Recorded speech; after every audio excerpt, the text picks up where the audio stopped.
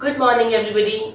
My name is Gitika Joshi, and today I will take you through the fascinating journey of hospitality industry. The title of my unit 1 is History, Growth and Introduction to Hotel Industry. So let's start. The hospitality industry. The hospitality industry is one of the oldest commercial activities in the world. It is in fact an integral part of the larger business enterprise known as travel and tourism, which provides a wide range of travel related activities. Or you can also sum up like this, that hospitality industry is like an umbrella which is serving various travel related activities like number 1, modes of travel, 2, accommodation, 3, food, 4th, beverage, 5th, recreational activities and other facilities required by the modern age traveler or the today's tourist. Hospitality seems to be a glamorous industry, my dear students, but many do not know that a tremendous amount of hard work goes behind the sheen and glitter that meets the eye. It contributes over $3.5 trillion to the world economy. Let's talk about origin and growth. The origin and development of the whole hospitality industry is a direct outcome of travel and tourism. The primitive lodging houses or inns originated essentially to cater to the needs of the travelers. Throughout the world, they were known by different names. You might have heard about that in India, dharamshalas and sarais were quite popular. So you might have heard of these names. In Japan, they were famous by ryokans. In Spain, paradors. In Portugal, posadas. In America, coffee houses, taverns and inns in Europe. So you can see inn is another name of a hotel. Then we have Hospitia in Switzerland, Fatnal in Greece and relay houses in China. And in the adjacent picture on the slide, you can see the picture of a Musafir Khana and Sarai. If you have gone to an historical place, you might have seen a Sarai or a Musafir Khana over there. Now we will talk about the importance of tourism. You might have studied in the school, tourism is very important for any economy. If I tell you through a flowchart manner, I have 3 major points to share with you. First point is employment generation, second point is foreign exchange earnings, and third point is infrastructure development. So in the first point, employment generation, it directly or indirectly affects the same. Directly, hotels, resorts, travel agencies, suppliers, purchasers, retailers are also creating employment generation. Second point is foreign exchange earning. You might have heard of forex earlier. So foreign exchange earning is like when a foreigner is coming to India, he is carrying the currency of his own country. He comes here and exchanges his currency, and that is how the country is earning the foreign exchange. Next we have is infrastructure development.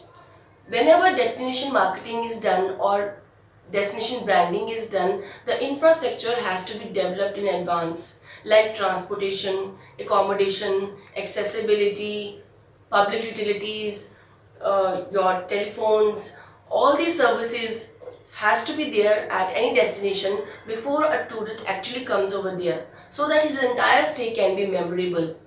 I have also pasted a picture here for you which shows the dynamic connections of the tourism. From in this picture you can see when a tourist starts from his place, he has to use any transportation first. And he uses that transportation, whether it's an airline, whether it's roadways, waterways, and then he goes to his destination for whatever purpose he has chosen. Maybe it's a wedding, maybe it's a meeting or a conference or any convention. And then he further uses various facilities over there, like he might be using restaurants, dining, internet facilities, and which directly or indirectly creates sales, employment, wages and leads to taxes generation. Now we will discuss about the various industries related to tourism.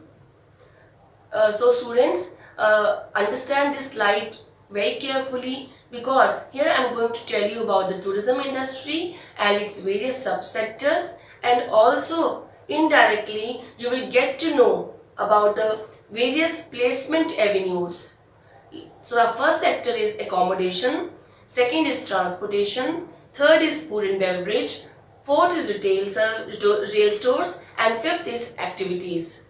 Under accommodation, you will have various hotels, motels, resorts, holiday apartments, dark bungalows, sarais, B&B hotels, circuit houses, capsule hotel, condominium hotels.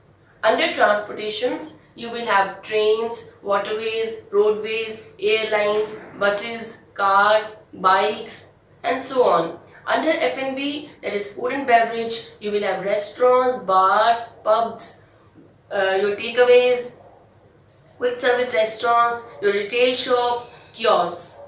Under retail shops, you will have your shopping malls, gift and shops, art and craft shops, handicraft shops, emporiums, and antique shops. Under various activities, you will have seasonal festivals, trade fairs, road shows, exhibitions, sports events, study trips, excursion, cultural events, light shows. So you can see you have a huge variety of placement avenues. It's after doing this degree, you can not only get selected in the hotel management or any hotel, 5-star hotel only, but you can also join any of this placement avenue. Now I will discuss with you the evolution and growth of the hotel industry in the world. The origin and growth of hotel industry can be studied under the following periods. That is, first one is ancient era. Ancient era, like I have discussed in the previous slide with you, it was a primitive type of lodging houses offering rooms and modest services like inns, dharamshalas, sarais, ryokans in Japan, taverns in UK, and so on. So they were providing very modest kind of services and with a minimum variety of the meal options. Second is grand tour. Second half of 18th century prior to French Revolution is referred to as a golden era of travel. This leads to extensive travel, creating the need of lodging houses for aristocrats. How can I forget talking about Thomas Cook? You can see in the adjacent picture Thomas Cook, a cabinet maker. In 1841, he started a rail tour from Leicester to Loughborough and immortalized himself as the first tour operator of the world. Modern era, the present era which is going on, students, this is a modern era. All the advancement and developments you are seeing and the latest chains which are emerging are there in the modern era. Industrial revolution, development of fast and safe mode of transport lead to the growth of modern lodging houses to cater the needs of mass movement of tourists. Now I will talk about evolution and growth of hotel industry in India. The origin and growth of hotel industry in India may be studied under the following heads.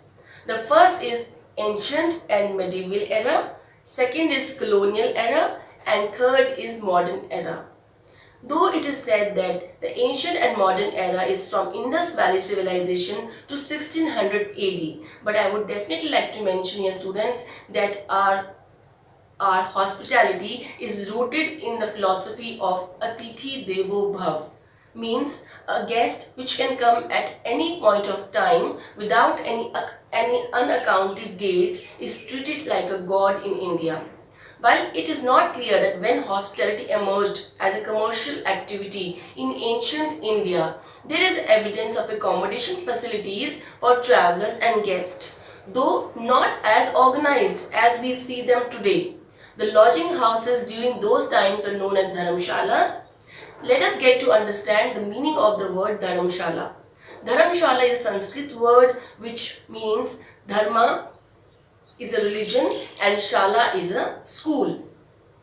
Colonial era from 1601 AD to 1947 AD. The organized existence of the hotel industry in India started taking the shape during the colonial period with the advent of Europeans in the 17th century. The earlier hotels were mostly operated by the people of foreign origin to cater to the needs of the European colonizers and later the officials of the Raj. How can I forget to mention here that in December 1903, the founder of Taj Hotels, Jamshedji Nusarwanji Tata, inaugurated Taj Mahal Palace and Tar Hotel overlooking the gateway of India in Mumbai. So my dear students, you must remember that this was the first luxury hotel in India for Indians by an Indian. Modern era, 1947 onwards. Over the last few decades, various well-known international hotel chains have come to India. And before I tell you about the various international chains, I must brief you that in this phase, the Taj Hotel owners, that is Jamshedji Nusarwanji Tata, and Oberoi Hotels, founded by Rai Bahadur Mohan Singh Oberoi, expanded their hotel chains all over the country by acquiring the British properties. And now proceed to the various international chains. These include Hyatt Hotels, Intercontinental Hotels, Marriott Intercontinental, Best Western Hotels, Shangri-La, Four Seasons, Carlson Hotels, and the list is going so on. Now we come to hotel and its core areas, the most interesting part of this PPT. Hotels are commercial establishments that provides accommodation, food and beverage, and other guest services. Hotel, as described by British law, is a place where a bona fide traveller can receive food and shelter provided he is in a position to pay for it and is in a fit condition to be received. Have you ever thought of the various core areas of the hotel? Let me tell you, it is front office, housekeeping, F&B service and food production. In the adjacent picture, you can see it's a picture of a lobby of The Oberoi, New Delhi. Now I will talk about the various departments of the hotel. Hotel departments fall under the category of either revenue earning departments or support departments. Revenue earning departments are those departments which are directly involved in selling of products or services for generating of revenue. Example, front office, F&B service, and hotel operated shops. Second category is support departments. That is, support departments are those departments which are not directly involved in generating revenue but indirectly they support the revenue earning departments. Example, human resource, maintenance, purchase, housekeeping, security, and so on. So in the adjacent picture, departments of hotels are mentioned and you can see and you can now identify also which all are revenue generating departments and which are support departments. With this, we have ended with our unit 1. Our upcoming lecture would be unit 2, that is classification of hotels. Thank you.